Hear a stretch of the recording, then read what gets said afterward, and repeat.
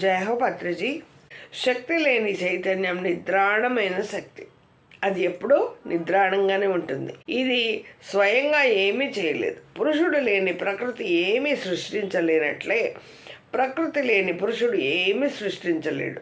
ప్రకృతి పురుషులు శివశక్తి కలయిక అంటే లైంగికత మాత్రం కాదు, ఇది ఆధ్యాత్మికత, దైవిక చైతన్య కలయిక. అందరూ దీన్ని తప్పక అర్థం చేసుకోవాలి, చేసుకుంటారు. శివుడు శక్తి అనేది రెండు మన దేహంలోనే ఉంటాయి.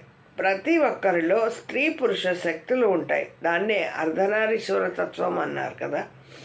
ఎప్పుడైతే మనలో శివశక్తులు స్త్రీ పురుషులు సమస్థితిలో ఉండరో, ఇంబ్యాలెన్స్గా ఉంటారో, అప్పుడు స్త్రీ పురుషుని వైపు, పురుషుడు స్త్రీ వైపు ఆకర్షితులు అవుతూ ఉంటారు.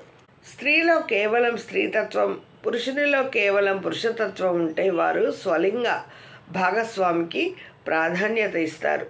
శివుడు అంటే చైతన్యం సహస్రారంలో, శక్తి పార్వతి మూలాధార చక్రంలో నివసిస్తూ ఉంటారు. చూడండి, శివుడు సహస్రారంలో నివసిస్తూ ఉంటే పార్వతి మూలాధారంలో చక్రంలో నివసిస్తూ ఉంటుంది.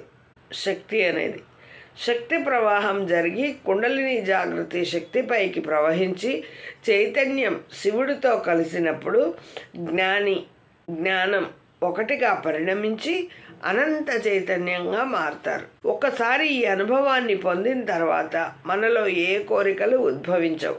సంపూర్ణ స్పృహలో భేదాలు అనేవి ఉండవు. దీనివలన దుఃఖం నశిస్తుంది. జీవులకు నిత్యం ఆనందం, షరతులు లేని ప్రేమ, అపరిమితమైన కరుణ, సంపూర్ణ అవగాహన కలుగుతాయి. చైతన్యం భౌతిక శరీరంతో అనుసంధానించబడిన తర్వాత అది ఎక్కువ సమయం సహస్రారంలో నిలవలేదు. అందుకే అది గుండె కేంద్రానికి అంటే అనాహత చక్రానికి తిరిగి వస్తుంది. అప్పుడు ఆ వ్యక్తి ఎల్లప్పుడూ హృదయం నుండి ఆలోచిస్తాడు, అనుభూతి చెందుతాడు. మరి మైండ్ ద్వారా కాకుండా హృదయం ద్వారా కూడా పనిచేస్తూ ఉంటాడు. శాశ్వతమైన ప్రేమ, శాశ్వతమైన ఆనందంలో నిక్షిప్తమై ఆ వ్యక్తి ఎల్లప్పుడూ అమరత్వం, ఆనందం యొక్క మహాసముద్రం గురించిన స్పృహలో ఉంటాడు. వారి స్పృహ, ఎరుక దైవిక స్పృహతో ఎప్పటికీ అనుసంధానించబడుతుంది.